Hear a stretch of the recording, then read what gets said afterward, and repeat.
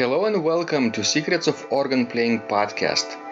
We are your hosts, Vidas Pinkevičius and Aušra Pinkevičienė. We've been mastering secrets of organ playing for more than 20 years and sharing them on this blog since 2011.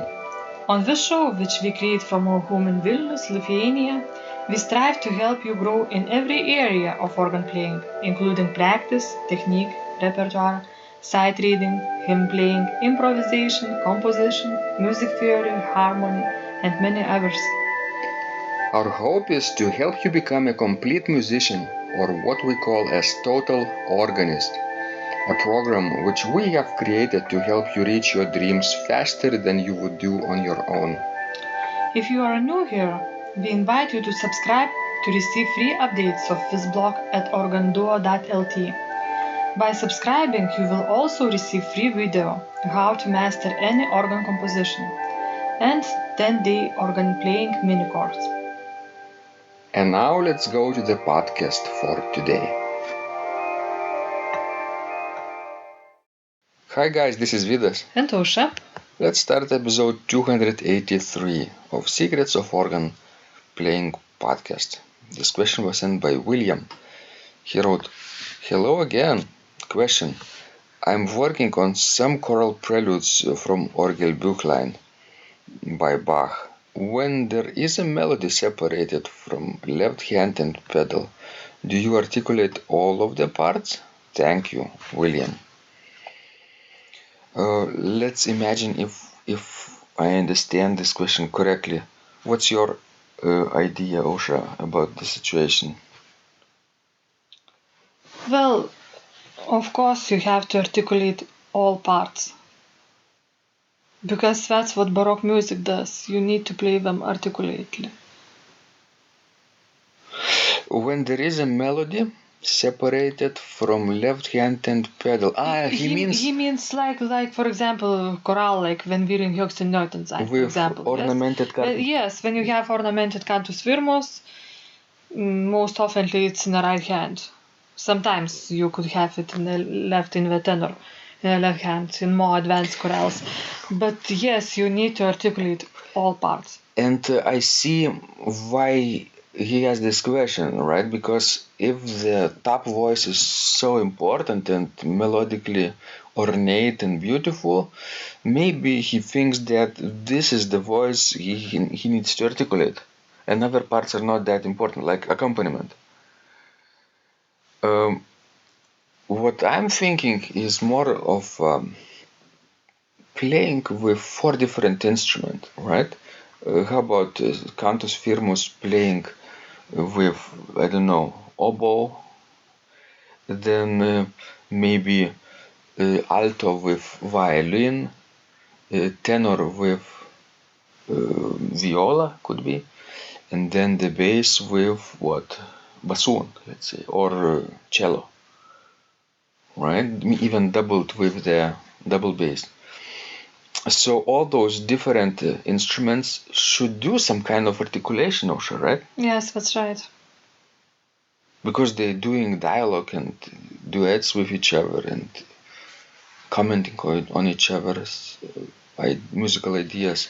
And to give you more ideas about how Baroque music should sound, how it should be articulated, I think you need to listen to some recordings of Bach cantatas or of his instrumental music.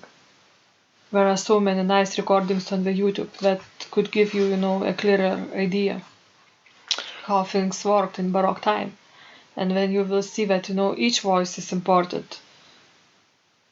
When a violin plays, for example, a passage, unless it is indicated legato, they would make articulation with bowing, right? Down, up, and this short instance when the bow is changed is an articulation. That's right. And especially when you have ornamented chorales like William mentioned in his question, it's only, a question of how much you need to articulate. Mm-hmm. And it depends on what kind of instrument you are playing, what kind of acoustics it is built in. And you need also to vary articulation between, your hands and your feet. Mm-hmm. Because if it's, if a cantus firmus or, solo voice is very ornamented, you probably will articulate it a little bit less because you have many, diminished notes, many small note values.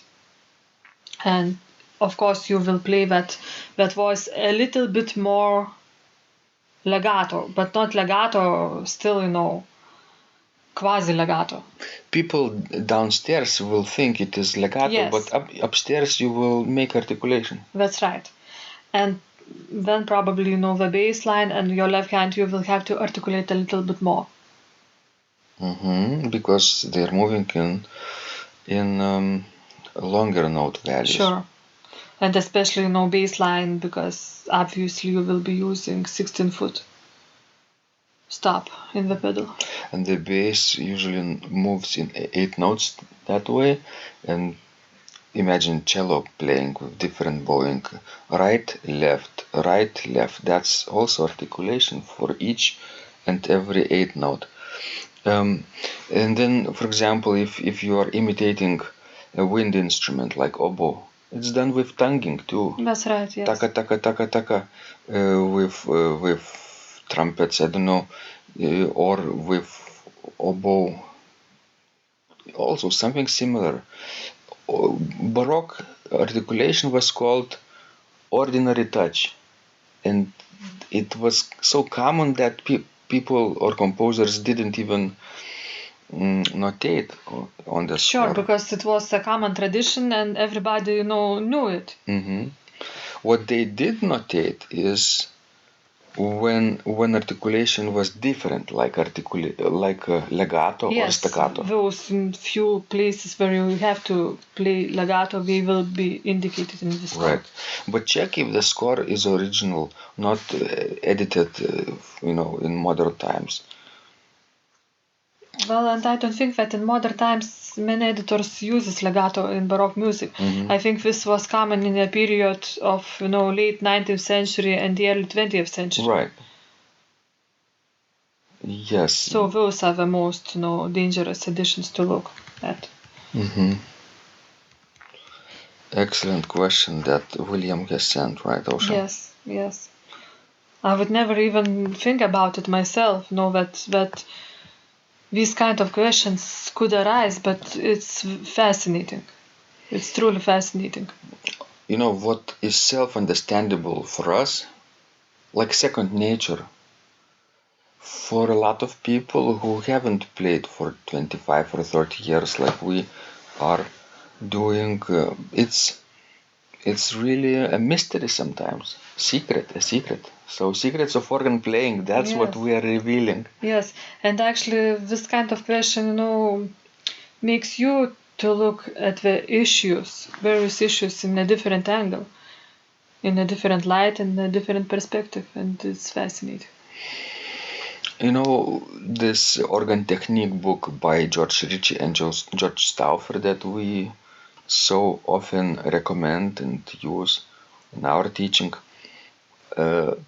George Ritchie writes about articulation and has some exercises there, early music articulation, that if you want to achieve articulate legato with 5 fingers, first try to play the same passage with 1 finger, second or third finger, and do it as legato as possible, right?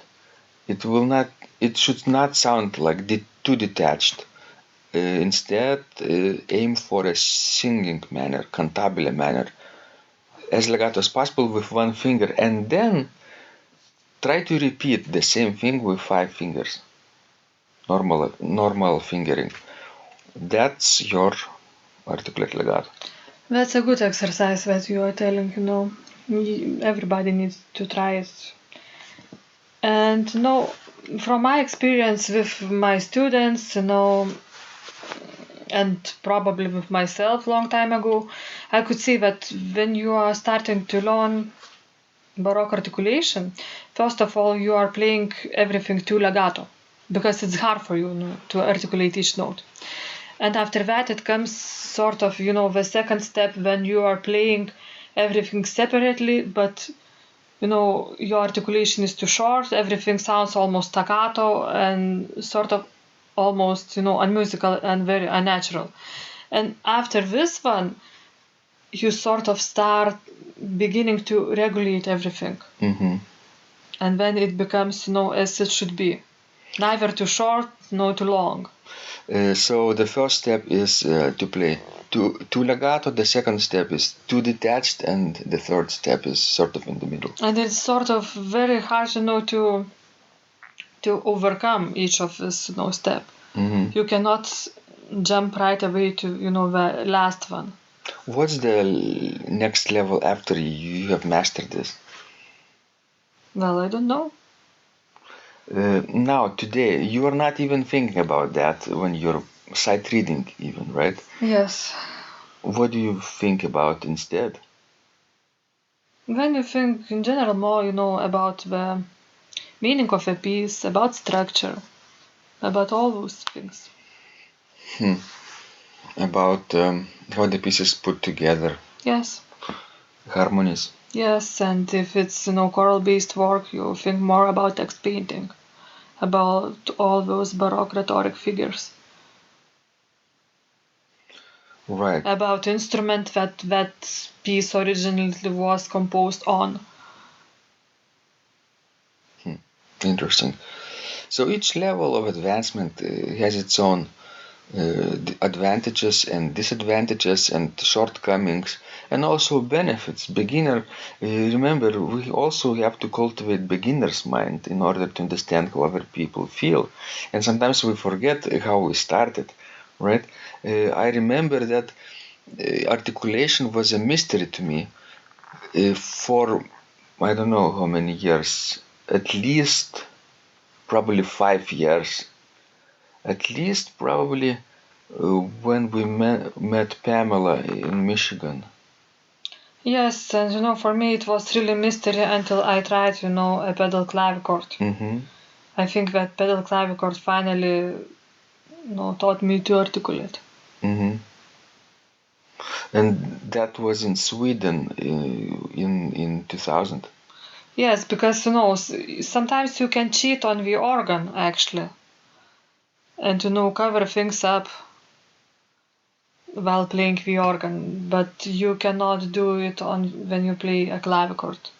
You will not hide anything. And knowing that clavichord was a regular practice instrument for organists back in the day, then it reveals you all those secrets.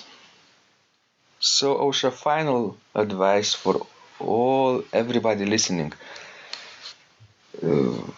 Wouldn't it be wise to travel a little bit more and try out as many historical instruments as possible? Yes, if you have possibility, then travel. If you don't, then, try to listen more to historical recordings made on historical instruments. Mm-hmm. It will give you a pretty clear idea. Wonderful. Thank you guys for sending those thoughtful questions that we even sometimes don't think people, encounter those problems. Apparently they do, and we're so glad to help you out. And keep sending them more, and we will try to help you advance in the future. This was Vidas. And Osha.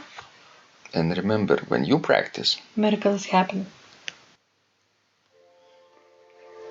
This blog is supported by Total Organist, the most comprehensive organ training program online, where you will find courses for every area of organ playing, including technique, practice, sight reading, repertoire playing, hymn playing, improvisation, composition, music theory and harmony, with hundreds of scores and thousands of exercises.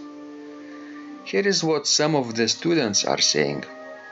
Hugh writes, "The sight reading course has helped me tremendously.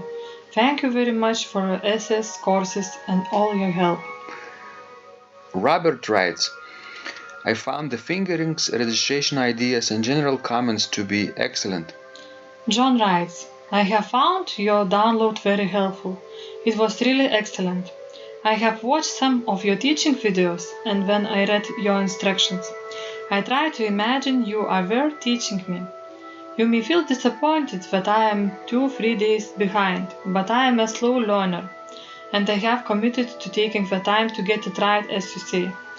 But the other night my wife commented that she had never heard me play such a detailed melody in the left hand so well. My left hand is generally poor." Robert writes, it has been a great pleasure in my life of having discovered your courses and material as well as the YouTube work of recordings. You have a calm and pleasant way of teaching. Ron writes, "Hi Vidas and Ausra, thank you guys. What a wonderful response to my email note to you. You've got me right, and I feel you understand my level of playing. Yes, at home and lucky that I have an organ for that reason. I am paying attention to this, and I am going to try this haha no longer secret model. Yes, and I love Cesar Frank too. What is very nice about your blog podcast is that Ausra and Vidas are like a Socratic dialogue, and by bouncing things off of each other, so much more information comes out and is expressed. Your comments contain a wealth of information and understanding. I really appreciate this. It is very inspiring and will keep us moving forward." Would you like to receive the same or even better results that our students are getting?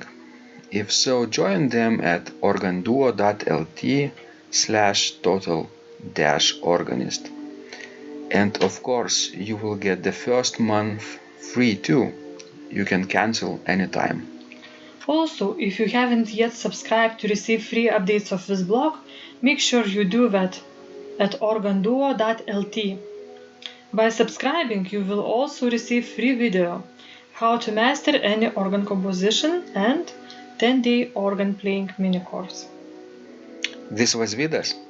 And Ausra from Secrets of Organ Playing. And remember, when you practice, Miracles happen.